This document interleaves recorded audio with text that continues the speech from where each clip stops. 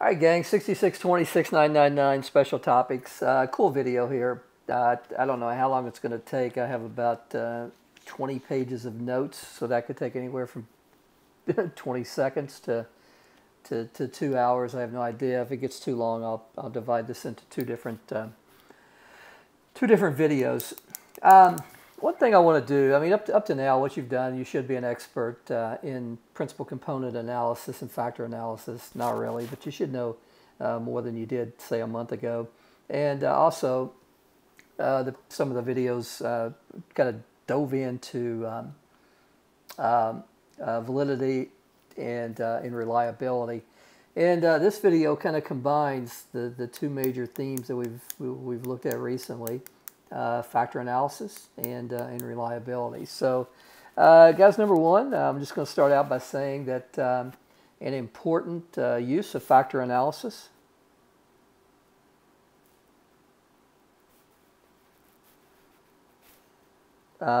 is to validate a test, surveys, and questionnaires.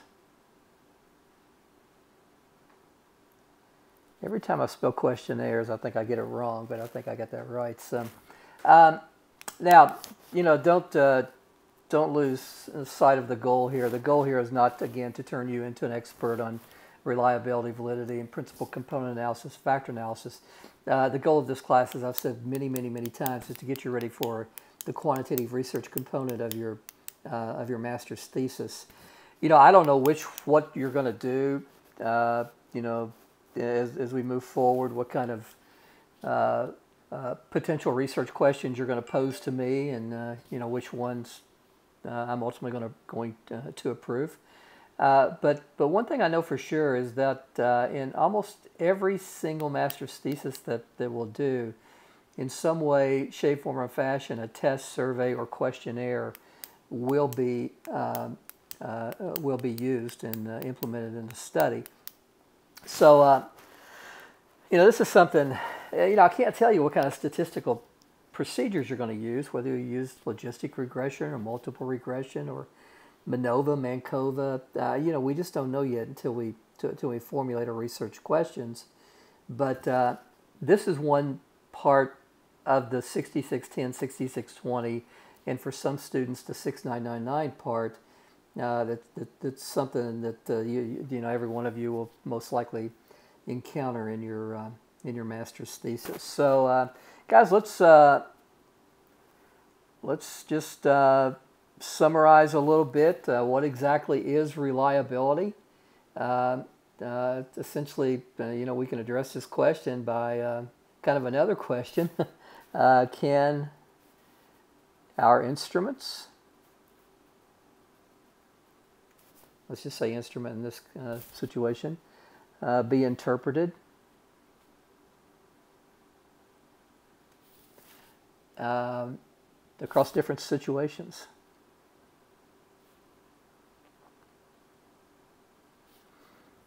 Now, you may be thinking, well, that's a lot more relaxed definition of reliability than you gave me in the previous video, and it is. But I just want you to think more broadly, what does reliability do? Again, it just you know, addresses this question. A relaxed definition, if you will, for validity is, does the instrument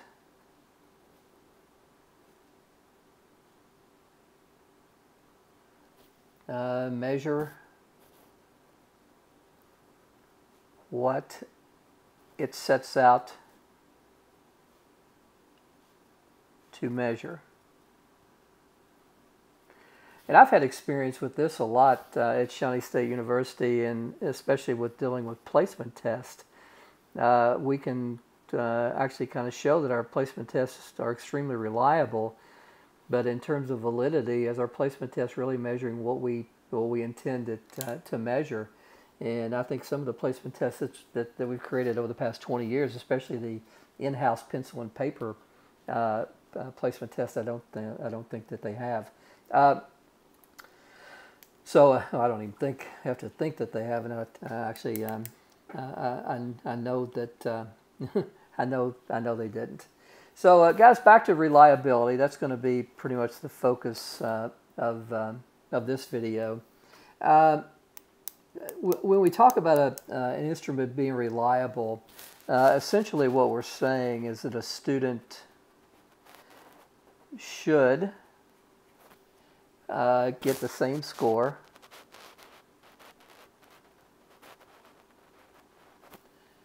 on a test if they complete it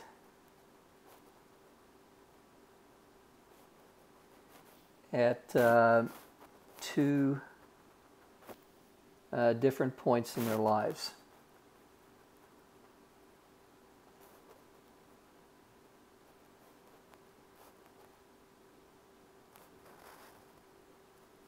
Now, inject an ounce of common sense here and say, that we can, we're assuming that some sort of therapy or some sort of training or some sort of intervention hasn't been injected there, and we're also making a common sense assumption that the two different points in their lives aren't drastically different. We don't want to test someone at age 5 and test them again at 40 and expect that the scores are going to be the same. But within a reasonable span of time, and within considering that there's been no intervention that was set to actually increase or decrease scores. So, guys, for a single person,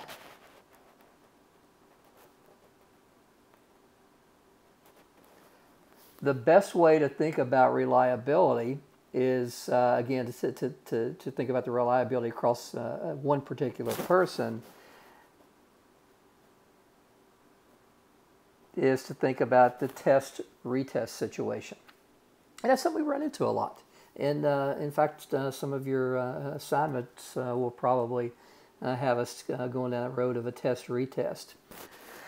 But what I want to really look at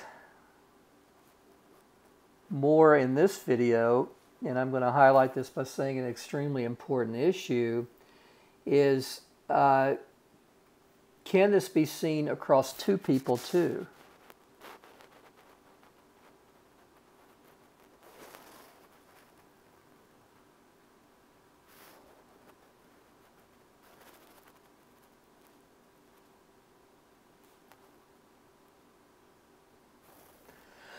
And so if we assume that these two people are equal in the construct that's being measured, so let's say that person number 1 is equal to person number 2 in the construct of stats anxiety, then if we have a reliable measure, we're going to expect that the test results that we get to be equal over different administrations of a test.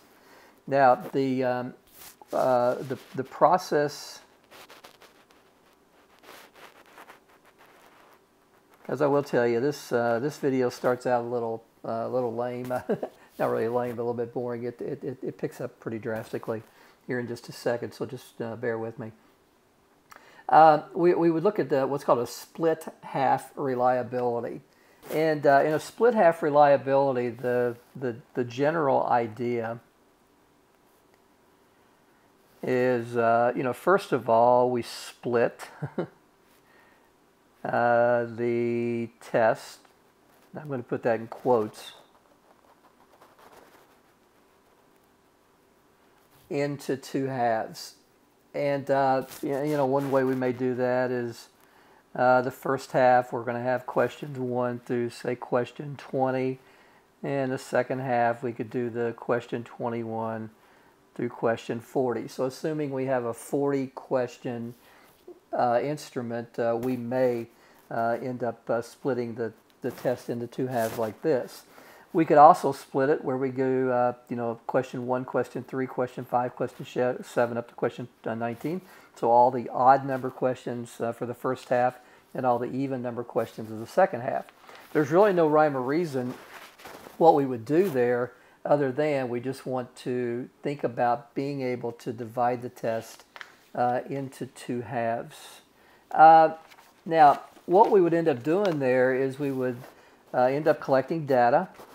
And I can see right now that I've been writing too small.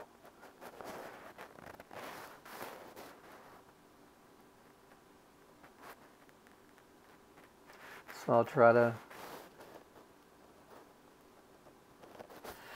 So we'd have our participants, and depending on how many we have, so let's say we have n participants.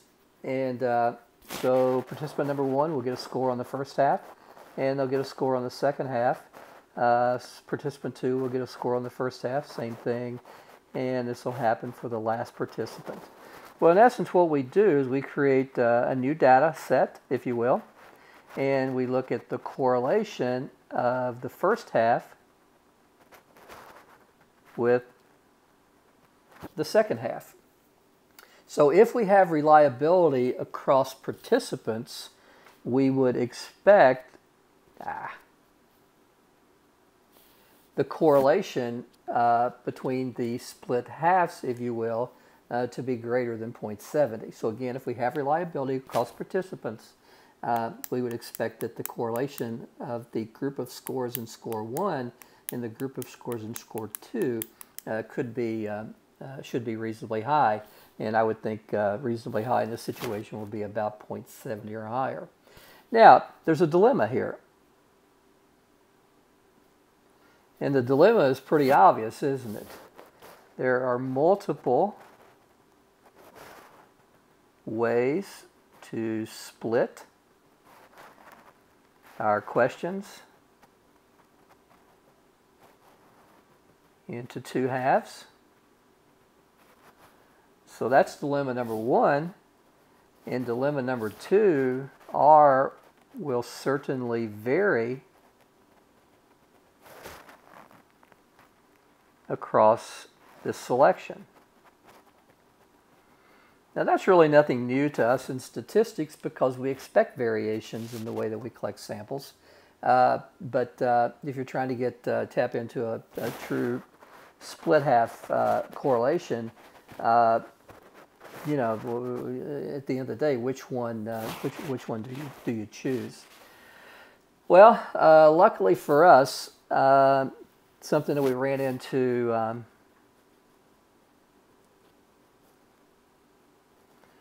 in previous videos back in 1956, maybe 55, maybe even early 50s. Cronbach came up with what's called Cronbachs Alpha. And the beauty of Cronbachs Alpha is that he developed an approach that pretends to split the data in every way imaginable and average out the correlation coefficients. So again, pretends to split our questions in every way imaginable.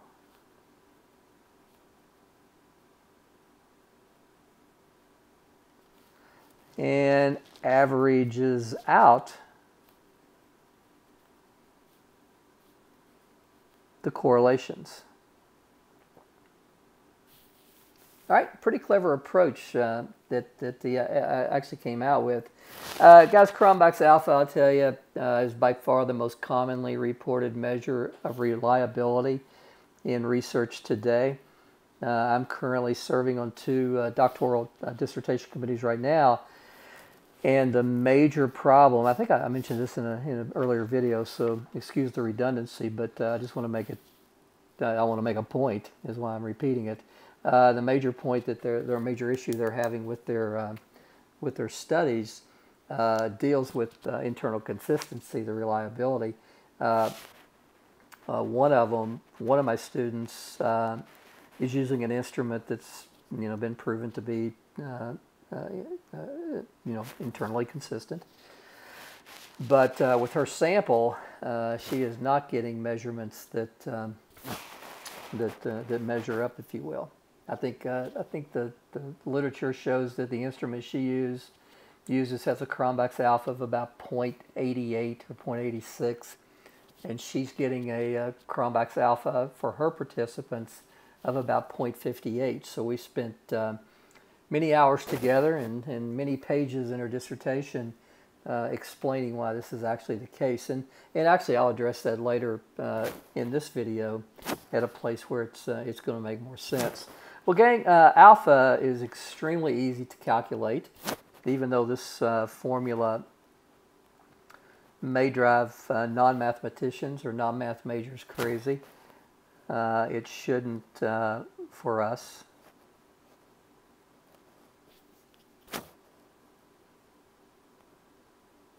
And essentially the numerator and denominator are divided into 4 components. The first component, I'll call it, just takes the number of questions and squares it. And then it takes the mean of the covariance. And the denominator looks at the sum of 2 components. This part here is the item variation, so that's within the item. How much variation do we have within each item? And then covariance looks at just the relationship between the items. So guys, in general, and I think this is worth repeating, covariance in statistics lets us examine how much a measurement, so examine variation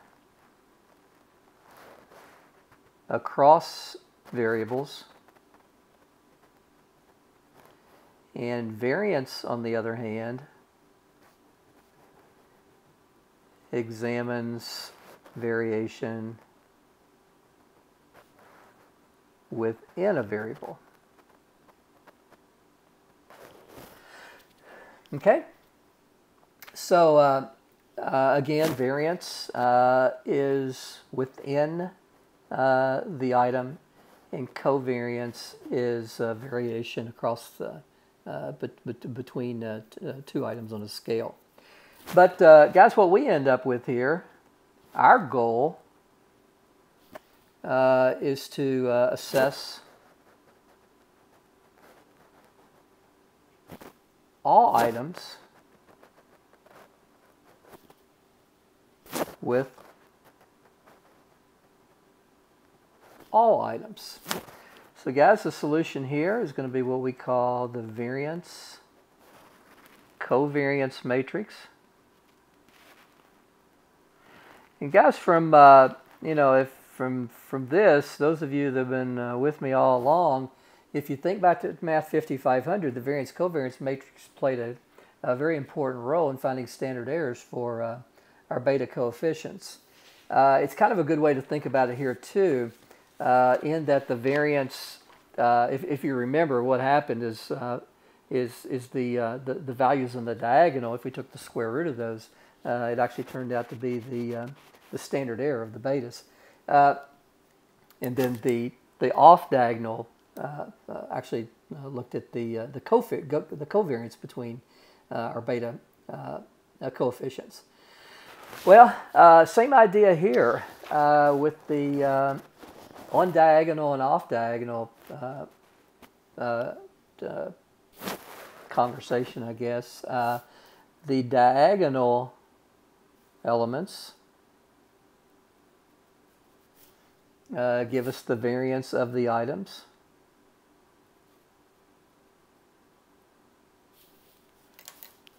Okay, my focus is shifting around. Okay, and the off diagonal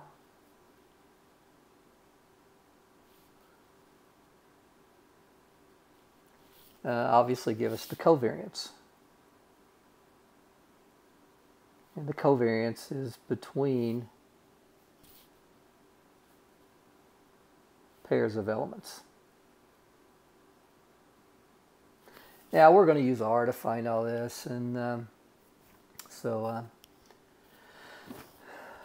it's going to be a little bit easier for us. So Guys, turns out that the numerator of alpha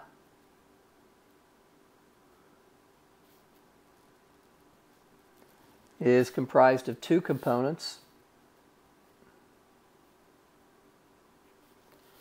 So n squared times the average of the covariance. So these things are just the off-diagonal elements. And then the denominator of alpha turns out to be the sum of two components.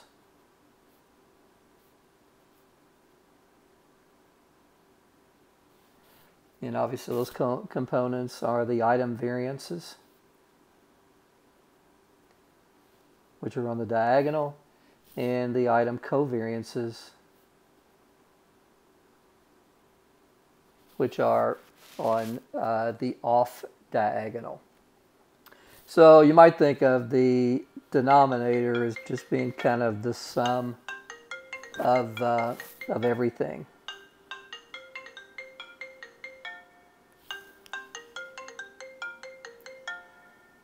All right, I got a phone call from someone. Don't know who it is. Guess I'll call back. Seems like I always get interrupted when I start putting up a video, but it's just the way it goes. Okay. Let me tell you a little bit more about Cronbachs Alpha. Something to put on your radar. You know, previous research of Cronbachs Alpha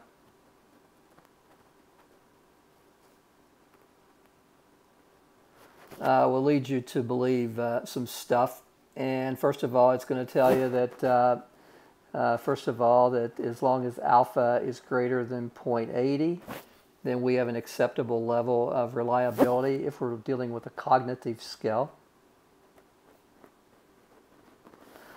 If we have an alpha greater than 0.70, it's acceptable for an ability scale. And the thing that runs into here is these things work just like p-values. And that's that they are subject to sample size. And it's the same thing with Cronbachs Alpha. Cronbachs Alpha is artificially inflated by the number of items on the scale. So dilemmas, if you will. And this is where I'll talk about one of my current doctoral students, what she's encountering. The first dilemma that I can tell you is alpha is affected by n, and this you know, the number of items on the scale. So guys, if you think about the numerator of alpha, where it's you know, n squared times the mean of the covariance, and again, you know, over stuff. So we have a fraction here. If we keep everything else constant and have a larger number of items, then we're going to artificially inflate alpha. So, and that's actually, I think, going to come up in our example that I'm going to show you in R in just a second.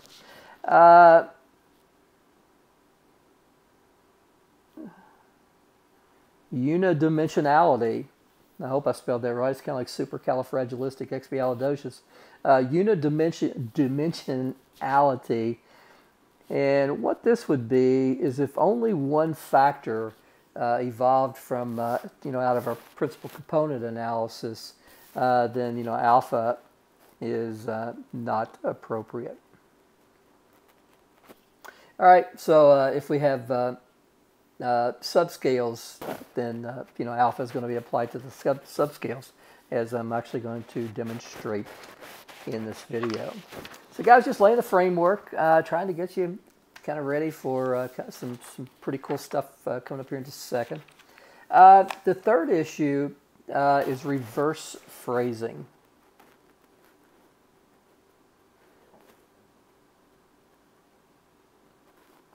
Now, guys, reverse phrasing is something that you need to definitely be prepared to take care of. And we saw in an earlier video, I think in one of the previous videos, or one of the last videos on principal component analysis. If you remember the survey that we used about statistics makes me cry and math makes me happy and I care about what my peers are, we end up working with a 4-factor model. Well, if you remember question number 3 was reversed. And let me just tell you a little bit about what we have to do with those, just to reiterate. Let me get this thing set up again. To reiterate what reverse phrasing means. For example, what if we have a question that says, I love statistics. And we are on a 1, 2, 3, 4, 5, where this is strongly disagree, this is agree, disagree, I have to be actually strongly agree, and we have neutral feelings. And the person comes in and they absolutely love statistics and they pencil in a 5. And then we have statistics makes me sad.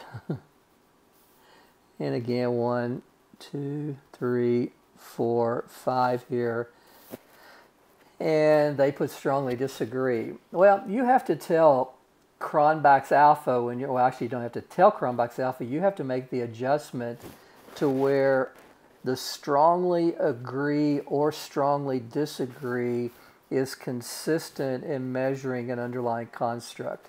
These two questions would kind of tap into the fear of statistics, and chances are they would load them the same factor, not necessarily, but you know, we got to let the underlying constructs play out and see the way it happens.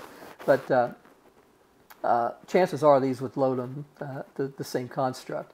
Well, the way this is set up, this would actually give a negative factor loading on whichever principal component that it loads on, and that's going to throw alpha, you know, our Cronbachs alpha calculation into extreme craziness. Now, if you think about why, if you think about your variance covariance matrix, let's just keep a simple situation, and you know, we've got these covariances. Well, if we have a negative covariance, when we, I'll tell you what, let's choose negative 0.2, then we're going to end up getting a sum of 0 for those two components, which is clearly going to affect the numerator of the mean of the covariance. So what would happen is, if we don't adjust for this reverse phrasing, this part of the numerator is going to become smaller because of the obvious canceling out of the negative and positives here. So this is going to become smaller, and it's going to decrease the value of alpha. So this very much could lead to a small level of alpha when we actually do have internal consistency and reliability that's acceptable, but without the reverse phrasing being taken care of, you know, we could result in lower consistency measure. And actually, that's what I think is going on with one of our doctoral students, and that's something we've got her looking at right now. But she has, I mean, poor thing, man. She has a survey, a questionnaire, if you will, that she gave to, gosh, I think 1,000 and some nurses. I forget how many questions there are, like maybe 50 questions or something crazy. So it's going to take her a while to go through those and recode that and let us rerun everything. So now I will tell you, you know, it's kind of a caution here. I don't want you to get carried away with this reverse phrasing. Include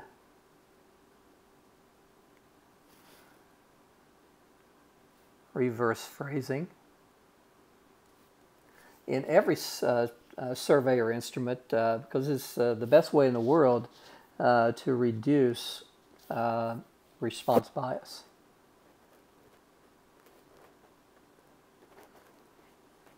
So even if you find a survey or an instrument out there that's been validated and has been shown to be extremely reliable, you should still go in and reverse phrase some of the questions, just sort of to keep people honest. So, guys, if one thing to keep in mind, if you have a large instrument like the doctoral student I was telling you about earlier, the easiest way to check this is to run your principal components, decide on the number of factors, and then look at the factor loadings, and any negative factor loading that's primary,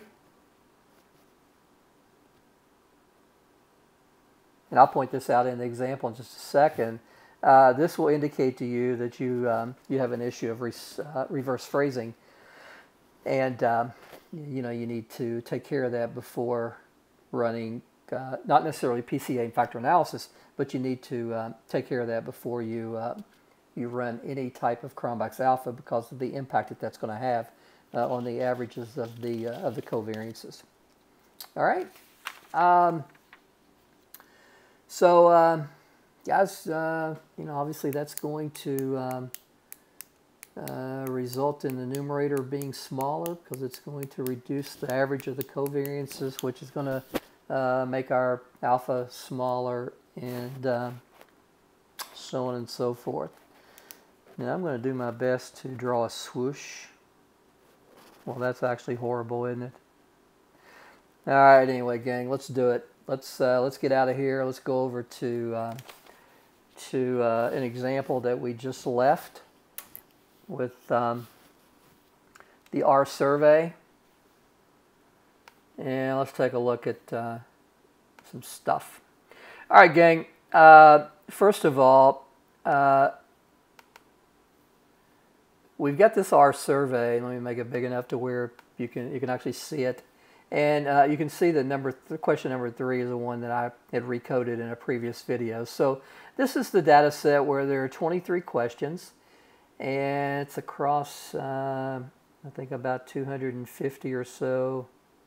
No, it's more than that. Oh, wow, this is large, isn't it?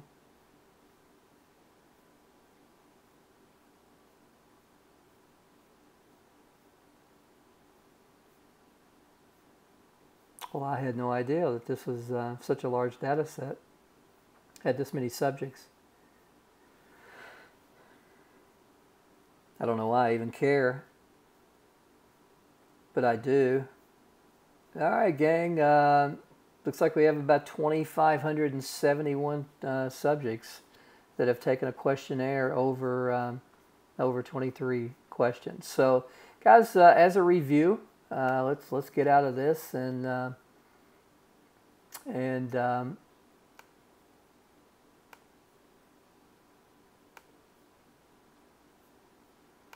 let's bring up R. And I've named this R survey, so let's go ahead and get that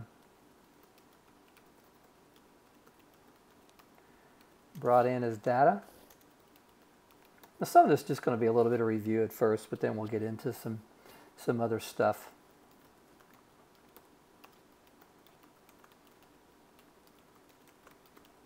All right, gang, so you can see there are variables here, questions 1 through 23.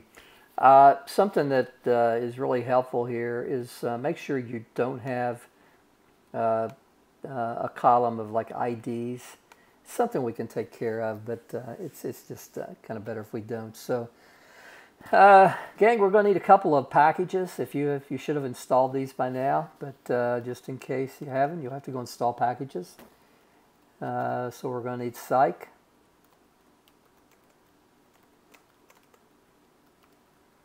And we'll do GPA rotation, not GPA rotations. One of my students is going to understand what I'm talking about there. And I'm not gonna beat around the bush here and go through everything again, because we've already done this, and we decided that looking at the discrete plot and looking at the eigenvalues, that a 4-factor model seemed to be most appropriate. So I would I would run my PCA1 here with the principal using data, and factors equal 4, and I'm already going to go ahead and just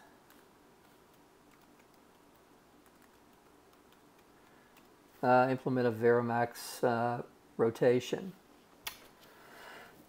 Now I want to have a little bit of control over my outputs, so I'm going to do print psych. So I want print psych PCA1. I want my cuts to be set at 0.3, and I want my scores, or I'm sorry, I want sort to be equal to true. I like the sort in a way, and in a way I don't like the sort.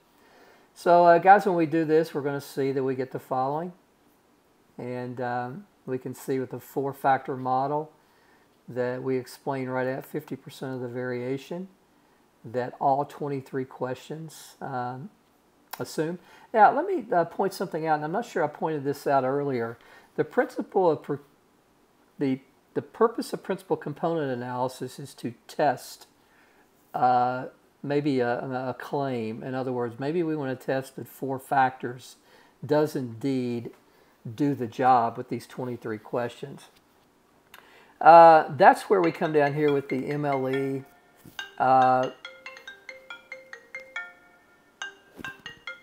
The MLE chi-squared, 2634.37, probability, so our p-value less than 0. That would tell us that 4 components are sufficient. And it would say here that the test of hypotheses that 4 components are sufficient. So if we wanted to test something like that, you know, we could. But primarily what we want to do is we want to use, you know, make this run into factor analysis where we can actually create factor scores and so on, and just really do what I've told you previously. But guys, that's not the purpose of this video. This video is to look into how we assess internal consistency and reliability. All right, gang, first thing I'd need to do is I'd need to create some new data. And when I look up here, I can see that RC3, that question 6, question 13, or I'm sorry, question 18, question 13, question 7, and so on and so forth, all the way down to question 15 will load on this first component. Question number 12 will load on the second component, what's called RC1. And when we get down to question 4, it has factor loadings higher than 0.3 for the way it's presented, the first component, second component, and third component. But of course, question number 4 would load on this RC1, or the second component, because it has the highest factor loading with that. Okay, so the 0.3 is just a way to kind of clean things up. When you come down to question 2 and question 19, you might see a negative factor loading. That may be of concern to us, but it's not, because those questions actually will load on RC2, or the 4th component. And so we're not going to worry too much. We're not going to worry at all about the negative loading there. Okay? Now, the first thing I've got to do, if I remember back from previous videos, this RC3, we looked at the question 6, 18, so on and so forth, and we saw that this was demonstrative, or at least representative of a fear in computers. So what I want to do is I want to calculate a new variable called computers, and I want it to use the data set that we call data. I don't want any selection on cases, so I want to include all those, so I'll leave the first part blank. But then I want to include 6, 7, 10, 13, 14, 15, and 18, the questions, again, which are the ones that loaded on what we call RC3, which is fear of computers. We want those to load, I'm sorry, we want to create a new variable here called computers. Okay? The next thing that I remember was fear of statistics. So I want to do data again. I want to include all cases, but I just want to include the questions that loaded on stats, and those were 1, 3, 4, 5, 12, 16, 20, and 21. The next thing I remember is a fear of math. It's a little easier because there weren't as many factors. I think it was 8, 11, and 17, if I remember correctly. 8, 17, and 11. Okay. So I need C, 8, 11, 17. And the other was a peer evaluation, you know, what people's friends or peers thought about them. And there were 5 questions that loaded on it, 2, 9, 19, 22, and 23. Guys, I just wrote this stuff down from the previous videos. So guys, we got 4 new data sets: computers, stats, math, and peers, based on the factor loadings in our 4-factor model. And now it turns out really easy that we have a function under the psych package called alpha that will give us our reliability for that particular factor. So guys, all we got to do is just go alpha of computers. And the output appears to be kind of crazy, right? But it turns out that it's not that bad. Well, it's my job to explain that to you, actually. So let's get in on the reliability analysis just for the first factor RC3 of computers that loaded on fear of computers. Now, the first thing I look at is the raw alpha, which is 0.82. I think, yeehaw, Jester's dead there. Yeah, it's impressive. I'll tell you what, yeehaw, Jester's dead. I'll tell you what I'll do.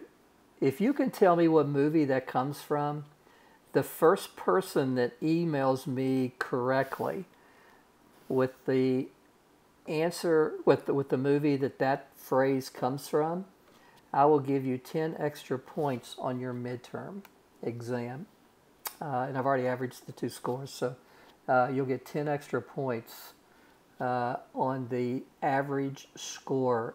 So the first person from each class, one from 699, one from 6620, first person that emails me the movie that yeehaw Jester's dead comes from, I will give you 10 extra points on your midterm. I can't wait to see who that is. And I can almost tell you on each group, I can tell you who's going to get this, but hey, I could be wrong, but I don't think I will be. All right, gang, this 0.82 tells me that the overall reliability of the scale, fear of computers, has good internal consistency. It's reliable. A little bit more, this G6 has a value of 0.81. This is called Gutmann's Lambda 6. The SMC stands for squared multiple correlation. It's just 0.81. That'd be something that you would want to report. And something else that we look at reporting is the average underscore R. And guys, this is just the average inter-rater item correlation for the factor computers. Something else kind of cool, mean and standard deviation. The mean is 3.4, standard deviation 0.71. This is just more kind of a characteristic of our scale. If you were to sum up all the scores of this factor and divide by the total total number of subjects. No, I'm sorry. Divide by the total number of questions, then you would get a value of 3.4 with standard deviation 0.71. Some more interesting stuff. The next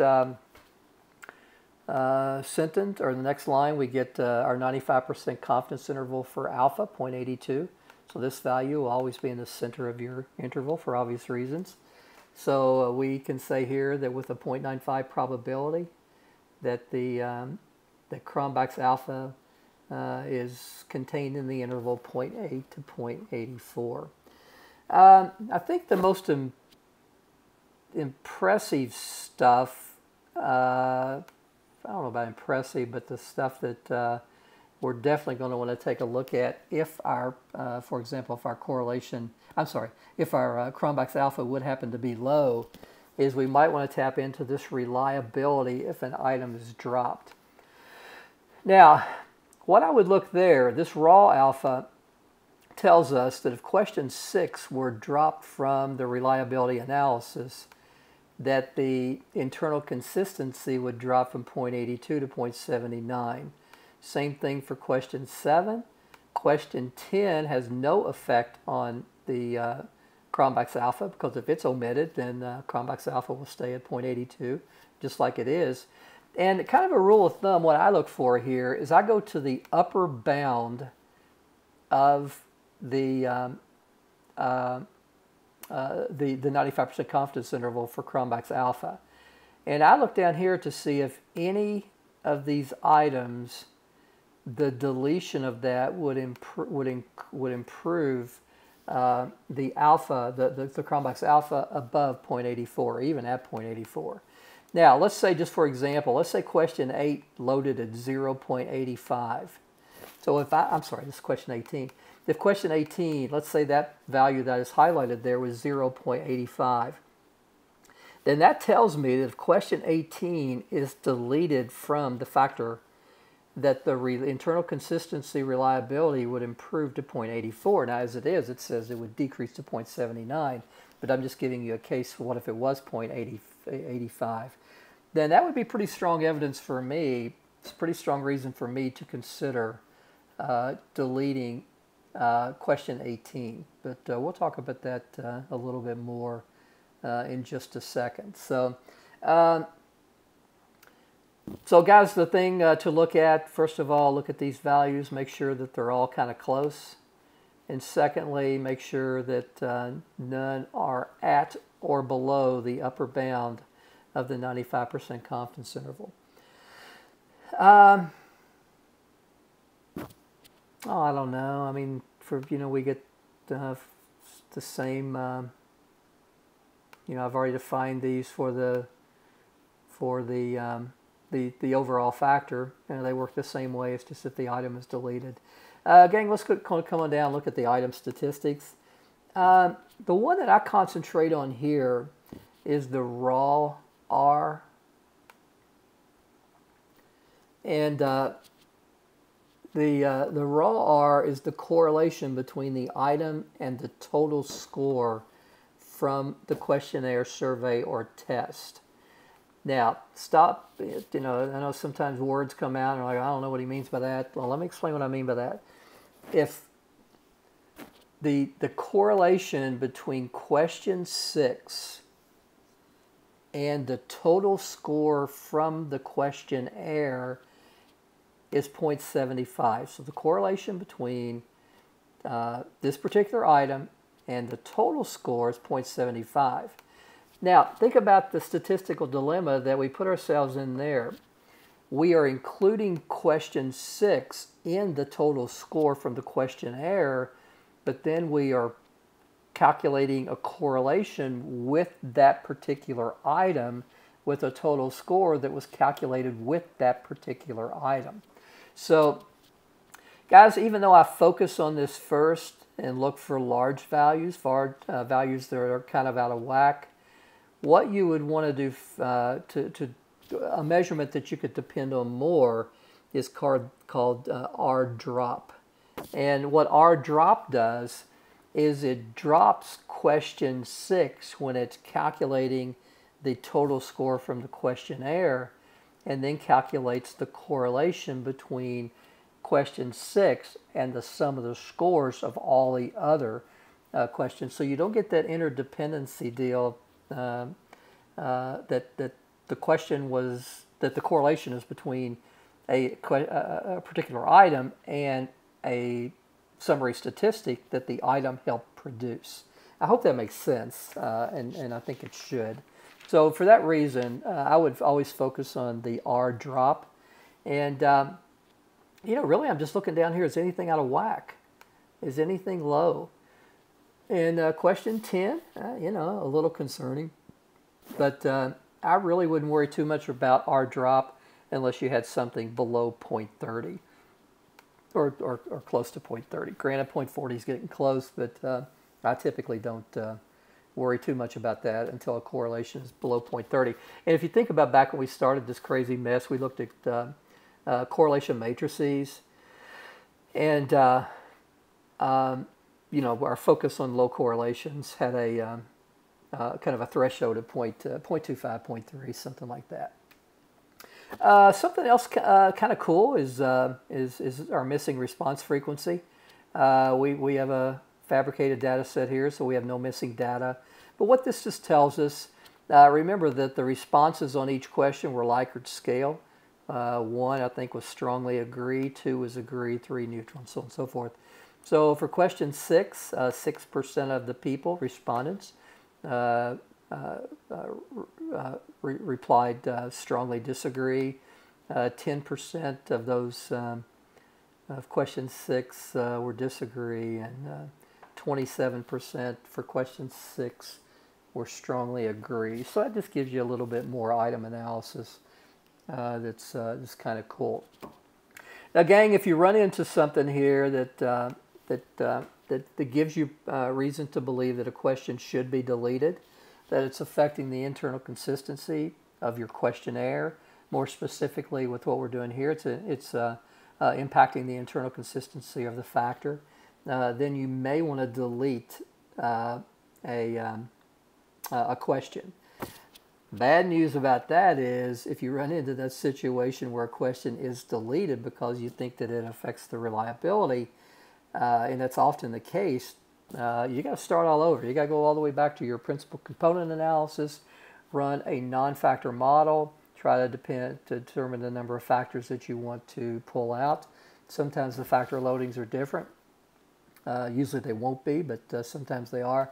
And you need to report the results for both models. So you would report, let's say for example here, well, we have 23 items, 23 questions. Well, let's say that we find one question that we feel needs to be taken out of our survey because it's affecting in a negative way the internal consistency. Then we would go through PCA factor analysis again completely, but we would do so with 22 questions. And then our final result would not only include the results that we got from the 23 questions, it would also include the results we got for the 22 questions, which we ultimately decided on to be the best. All right, so gang, let's just go ahead and go through this and think about it. Our next one was stats. And what are we looking at? We're looking at our Cronbachs Alpha 0.82. That's cool.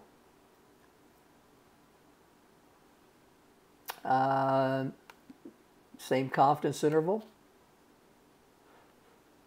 So I'm focusing on the upper bound of my confidence interval. Is anything in here above at 0.84 or higher? It's not. So there's very little fluctuation from the lowest 0.79 up to the largest of 0.82. Okay. Come on down to the item statistics. Let's focus on the R drop. So the correlation between the item and the total scores seems lowest for question 20, but it's not close to the threshold of 0.30, so life is good. I don't know why life is good, but yeehaw gesture's dead, right? Everything's good. I mean, I see no reason to be concerned with the internal consistency of the factor that we called statistic sphere. The next variable that we created was math. So I want alpha math. Again, Cronbachs Alpha is 0.82.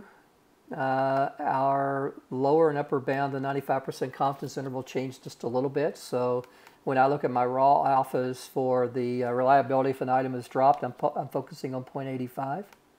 Now I think this is really interesting, and this happens sometimes, that the reliability of each of these decreases. So you're kind of getting a collective, I don't know. It seems like question 8, question 11, question 17, when taken independently, I do it okay, but when you bring those three questions collectively, 8, 11, and 17, because look, when if you delete one of those, of course it's a small number of questions too, so that's probably why it also has an effect there. Anyway, guys, let's come on down to our drop. Notice that all these are significantly above 0.3, not a big deal. And just for example, 53% of the respondents answered number 4, agree on question number 11. Next thing I'd want to do is look at peer. And we have red flag. Okay. Wow. Okay. Interesting. Okay. So our alpha is significantly below the standard of 0.7 that we set. Looking at 0.61, I don't have any reliabilities if the question is dropped. They're anywhere close to 0.61. So I don't see any reason to drop a question based on its impact on changing the reliability. Our reliability is 0.57. Deletion of no question is going to increase our Cronbachs Alpha.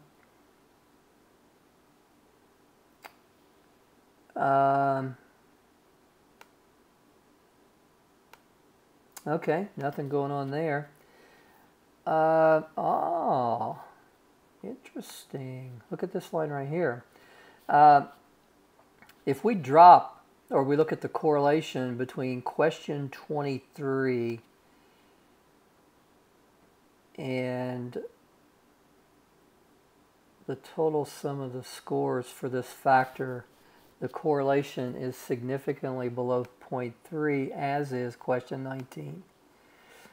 All right, gang. I don't know. I see question 23 as a potential problem.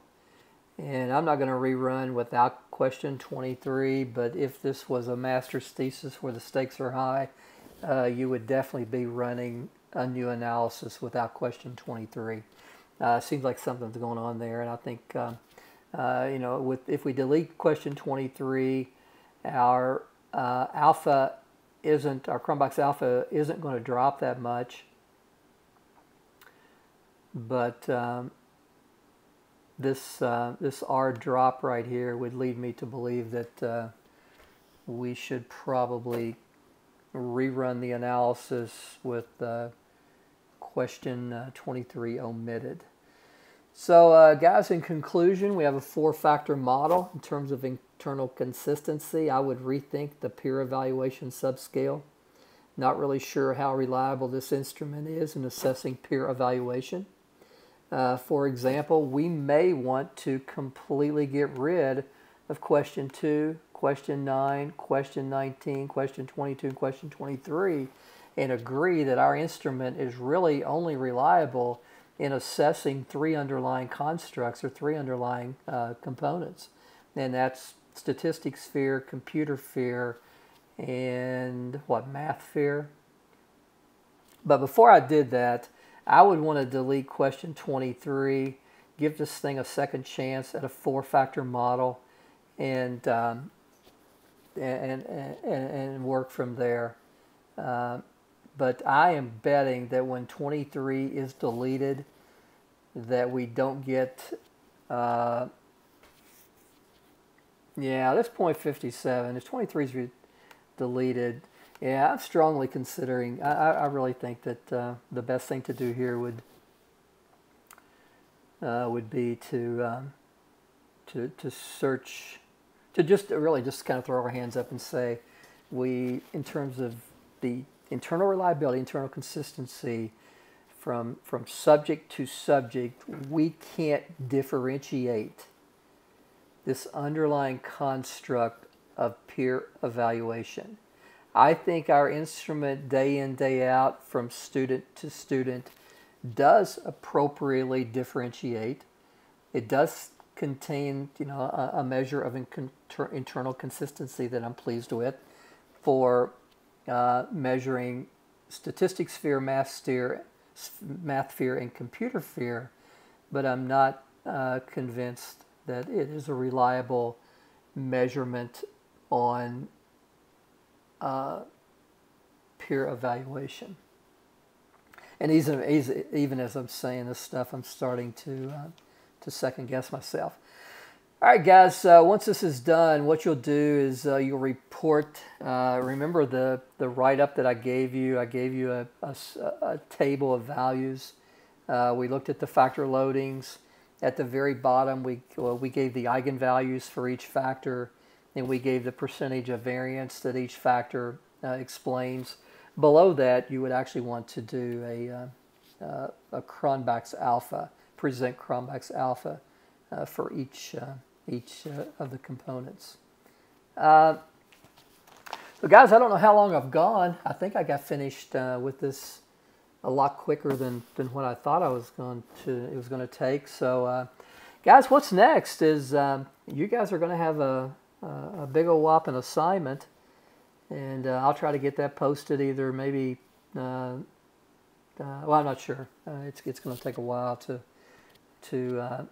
put it together and go through and do some twists and turns and make things turn out the way that I actually want them to turn out. So so if nothing else, you realize from this how to find Cronbachs Alpha using R. Hopefully you know more now about internal consistency, and you also know that Dr. Darbro can't draw a swoosh for Nike. And you're going to learn, you're probably all Googling it, or already Googled it,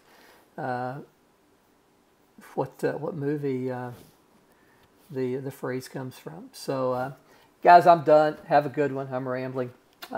We'll talk soon.